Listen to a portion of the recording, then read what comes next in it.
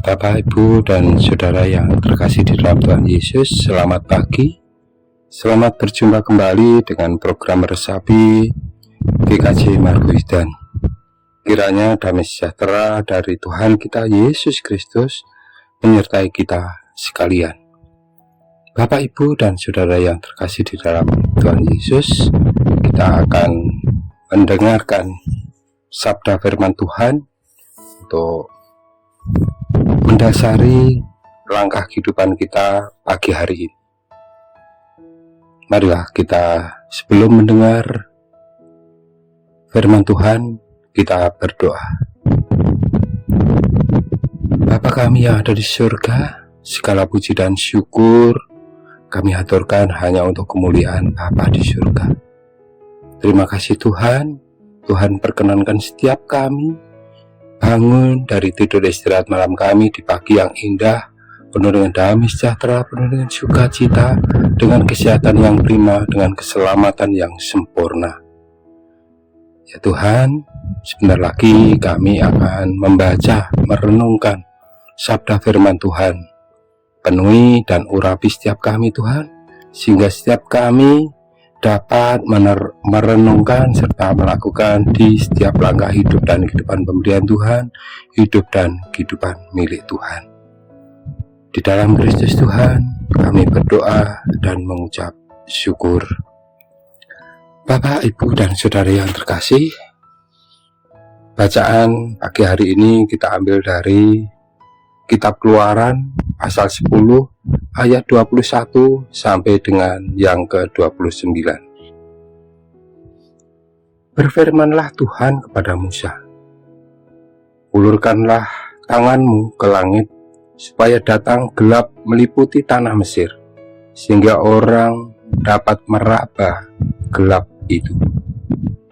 Lalu Musa mengulurkan tangannya ke langit dan datanglah gelap gulita di seluruh tanah Mesir selama 3 hari.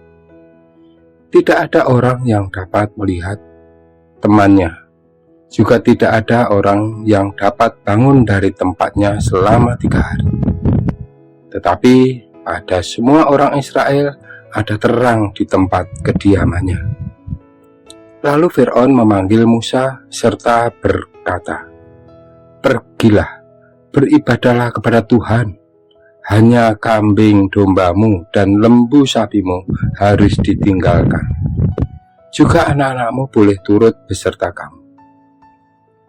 Tetapi Musa berkata, "Bahkan korban sembelihan dan korban bakaran harus engkau berikan kepada kami, supaya kami menyediakannya untuk Tuhan Allah kami. Dan juga ternak kami harus turut beserta kami, dan satu kaki pun tidak akan tinggal. Sebab dari ternak itulah kami harus ambil untuk beribadah kepada Tuhan Allah kami. Dan kami tidak tahu dengan apa kami harus beribadah kepada Tuhan sebelum kami sampai di sana." Tetapi Tuhan mengeraskan hati Fir'aun, sehingga dia tidak mau membiarkan mereka pergi. Lalu Fir'aun berkata kepadanya, "Pergilah daripadaku, awaslah engkau, jangan lihat mukaku lagi, sebab pada waktu engkau melihat mukaku, engkau akan mati." Kemudian Musa berkata, "Tepat seperti ucapanmu itu, aku takkan melihat mukamu lagi." Bapak, Ibu, Saudara yang terkasih, demikianlah firman Tuhan. Berbahagialah yang mendengar, merenung, serta melakukan di kehidupan hari lepas hari. Dalam agama Mesir kuno, Ra adalah dewa matahari dan dewa kehidupan. Menurut mitos, tiap malam ia berlayar melalui dunia orang mati. Menjelang subuh, ia bertarung melawan seekor ular besar dan mengalahkannya supaya ia bisa muncul kembali menghadirkan hari yang baru. Nabi Musa menantang kesaktian Ra. Sesuai perintah Allah, Musa mengangkat tangannya, maka langit di atas Mesir seketika menjadi gelap gulita Hal itu berlangsung selama 3 hari. Dalam sanubari orang-orang Mesir, Ra telah dikalahkan dan mati.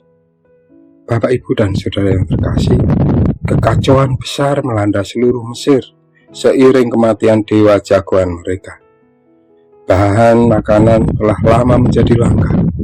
Kalaupun ada, sekarang mereka tidak dapat menyiapkan makanan sebab semuanya gelap gulita.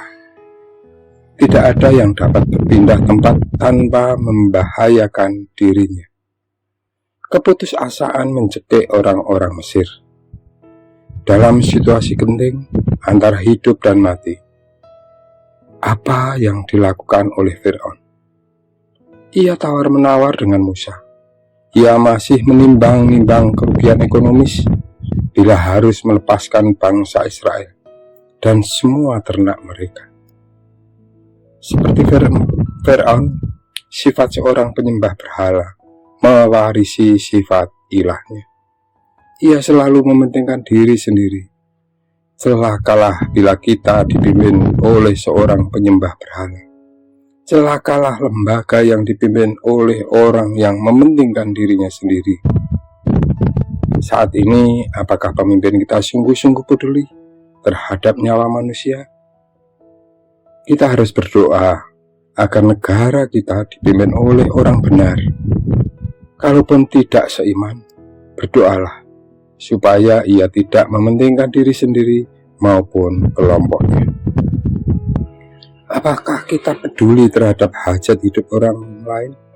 Mari kita periksa hidup keseharian kita. Apakah keputusan kita lebih sering didasarkan pada pertimbangan ekonomis dan bukan kesejahteraan bersama? Bapak, Ibu, dan saudara yang terkasih, Tuhan Yesus menginginkan kita bersinar supaya Bapa di surga dimuliakan. Sebagaimana tertulis di dalam Matius 5 ayat yang ke-16. Demikianlah hendaknya terangmu bercahaya di depan orang, supaya mereka melihat perbuatanmu yang baik dan memuliakan Bapamu yang di surga. Terang kita paling bersinar ketika kita menyatakan empati dan kasih di dalam dunia yang gelap ini. Kiranya Tuhan Yesus memberkati kita semua. Sebagai dasar,